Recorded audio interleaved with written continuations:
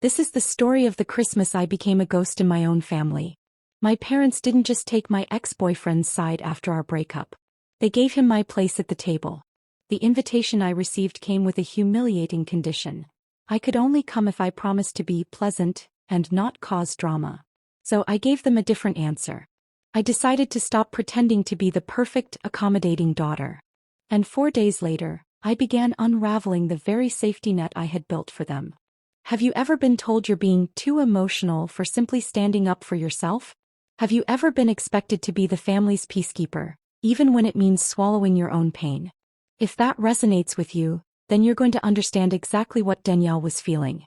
Hit that like button and subscribe because this is a story about the ultimate power move. Reclaiming your life from those who took you for granted. My name is Danielle.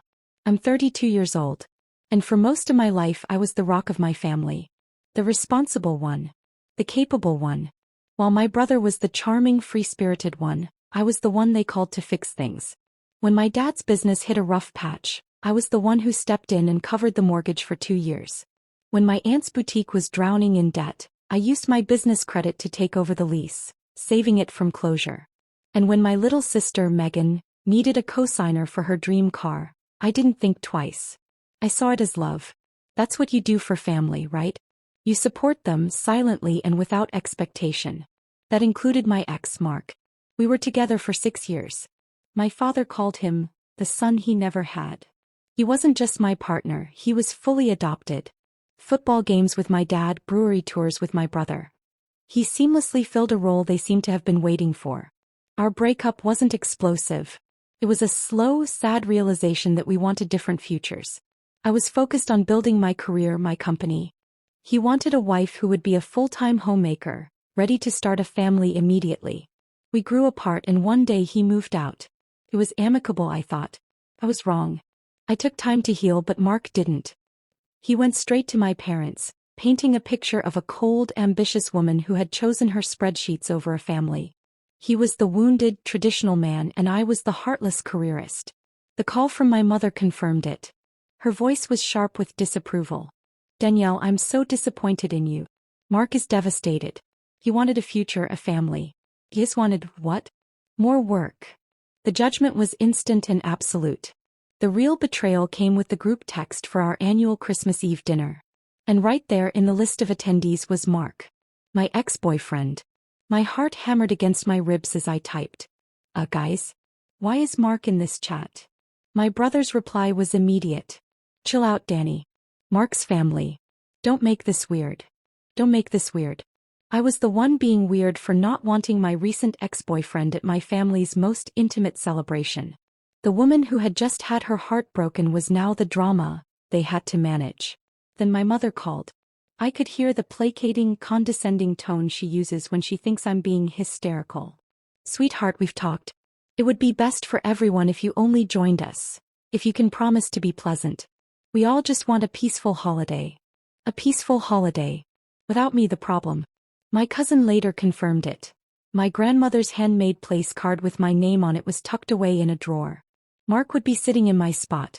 They hadn't just sided with him. They had replaced me. That night, the silence in my apartment wasn't empty. It was suffocating. And I didn't cry. I let out a dry, hollow laugh. After a lifetime of being the reliable one, the fixer, I was being treated like a malfunctioning appliance they couldn't be bothered to repair. The next morning, I texted my mother. My fingers were steady. I will not be attending. Enjoy your peaceful dinner with your new son. I turned off my phone. The silence that followed was deafening. No one checked on me. But on Christmas Eve I saw the Instagram post.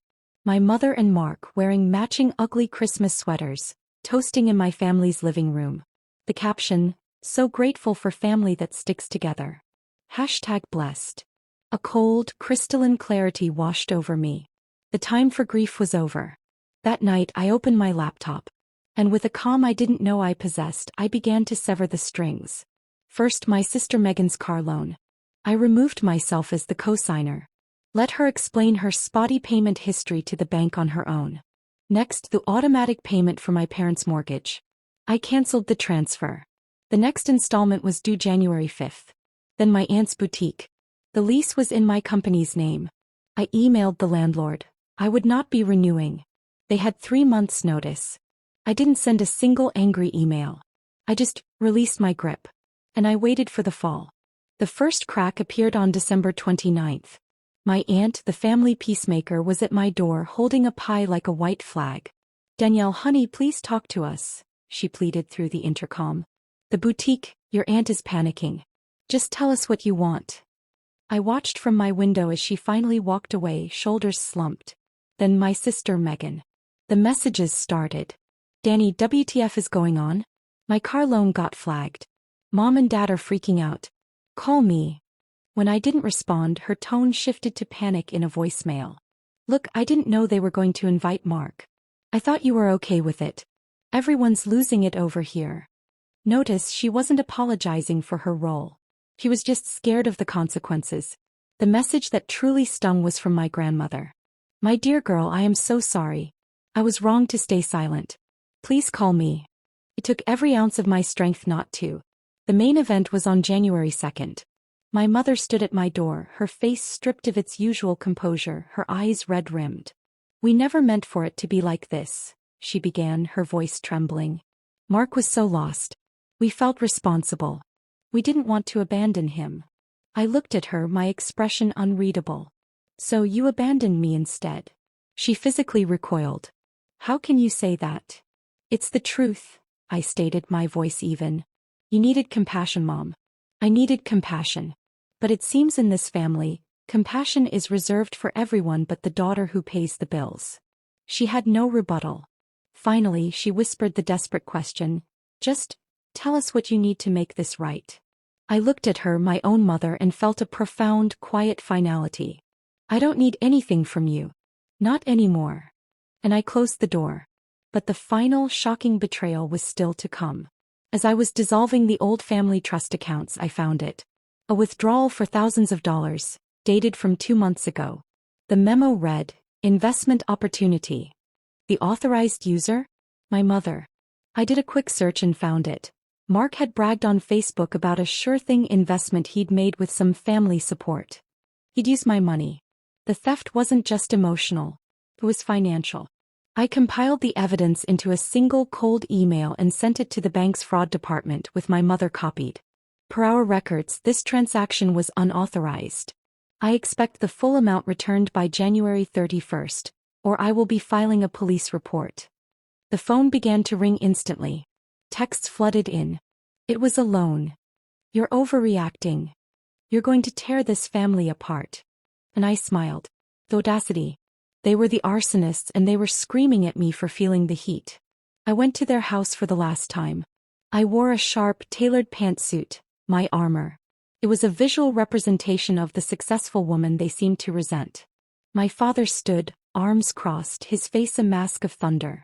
My mother was on the couch, clutching a tissue. "Well," my father barked. "Are you happy now? After all we've done for you? What have you done for me exactly?" I asked, my voice dangerously calm.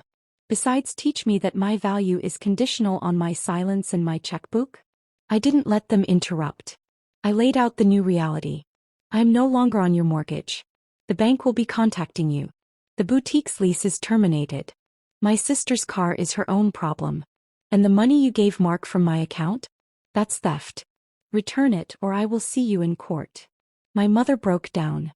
"How can you be so cruel? We're your family." I leaned down, looking her directly in her tear-filled eyes. "No. A family doesn't use its daughter as an ATM and an emotional punching bag. You are my dependents. And I am cutting you off." The silence was absolute.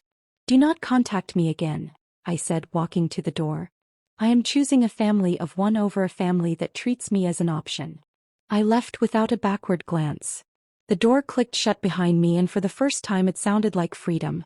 The peace I found wasn't in forgiveness or reconciliation. It was in the quiet of my own company, the unshakable knowledge that I am enough. It was in the simple joy of a Sunday morning, knowing the only expectations I had to meet were my own. If Danielle's journey from being the family's backbone to becoming her own best advocate inspired you, then show your support. Smash that like button and subscribe for more stories about reclaiming your power. Now I want to hear from you. Have you ever had to set a painful but necessary boundary with family? Tell me your story in the comments below. Thanks for watching. Remember, the most powerful thing you can build isn't a business. It's a life on your own terms.